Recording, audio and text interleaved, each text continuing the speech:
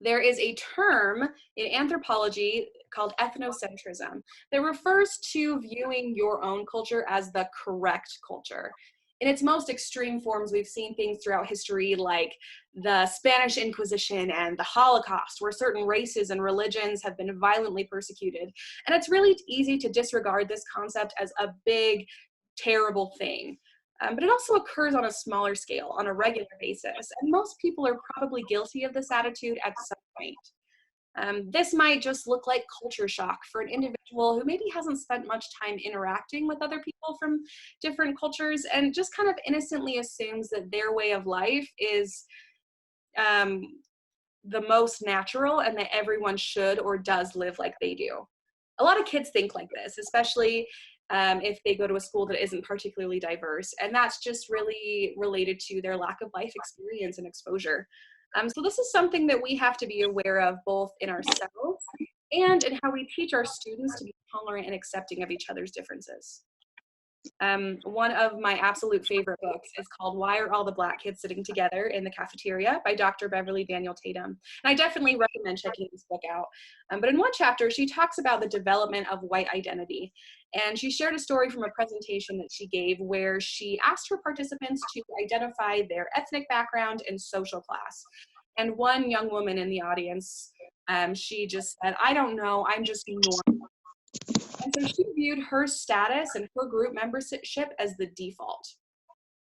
And Dr. Tatum goes on to discuss that people in the majority group, whether that's white or straight or Christian, they just don't really often have to think about belonging to a group.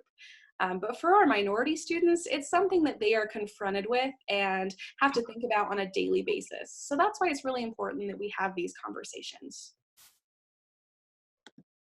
A 2013 study found that students who match their teachers' socioeconomic or racial and ethnic backgrounds often receive more positive behavioral evaluations and grades. So why is that? Perhaps because they demonstrate the behaviors that most teachers recognize as appropriate. That same study also found that Black kindergartners were rated as having more externalizing behaviors, problem behaviors, than white kindergartners when they were evaluated by white teachers, but not when they were evaluated by Black teachers. The Black teachers were more familiar with the ways that the Black students express themselves and the culture that these kids came from. So does that mean that the other teachers were purposefully biased? Absolutely not. But what it does mean is that we have to take the time to reflect on and learn about our own biases, including the ones that we might not know we have, those implicit biases. Our next term, or the next concept, is stereotype threat. So our perceptions are often shaped by stereotypes. And this is problematic for those students who belong to a group that have been assigned negative stereotypes. That same 2013 paper refers to Black teachers who have reported their colleagues often expressing and accepting stereotypes that Black students are less intelligent but more athletic than white students. And these stereotypes impact the way that teachers interact with their students, students interact with each other, and the way that the students perceive themselves. The American Psychological Association gives an overview of a bunch of different studies that all study the stereotype threat. And this is when a student is reminded that they belong to a group that has a stereotype of being academically inferior, and then this in turn negatively affects their academic performance. A study on this matched Black students with white students based off their SAT scores, so they have really comparable SAT scores.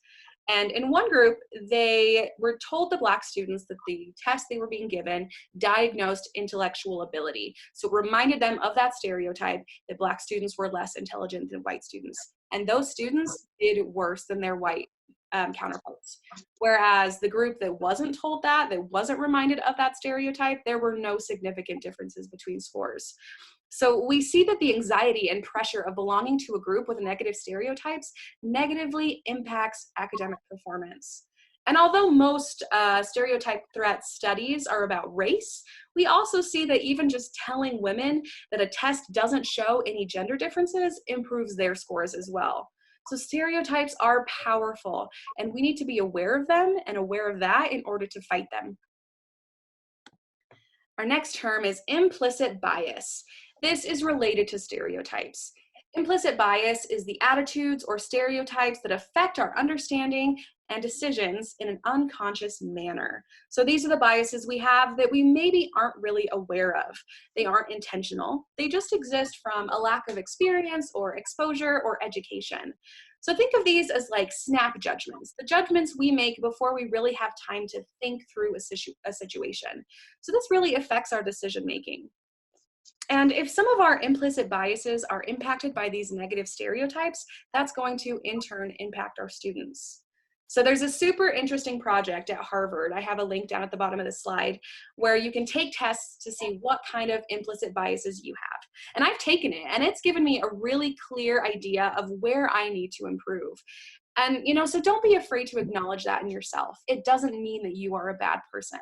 All it means is that you might have a little more to learn in certain areas, and doing the work to address that is really admirable. So yeah, the link is down at the bottom of the slide, and I'll also have it at the end of the presentation. So the first step in really changing these biases is acknowledging them. All right, our next area of concern for our students in multicultural classrooms is low academic achievement. So the Utah Department of Education reported the following 2017 dropout rates. We see 20% of African American students, 20% of Hispanic students, 22% of Native American students, and 28% of English language learners. This is compared to only 9% of white students. Other concerning dropout rates include 15% of students with disabilities and 19% of economically disadvantaged students. So those are rates just for Utah. That's what we're seeing in our schools. But national rates also show that poor students, which are those students in the bottom 20% of family incomes, they are 5 times more likely to drop out than our students in the top 20% of incomes. So we cannot let these students fall between the cracks. We have to be aware that this is a problem in order to address it.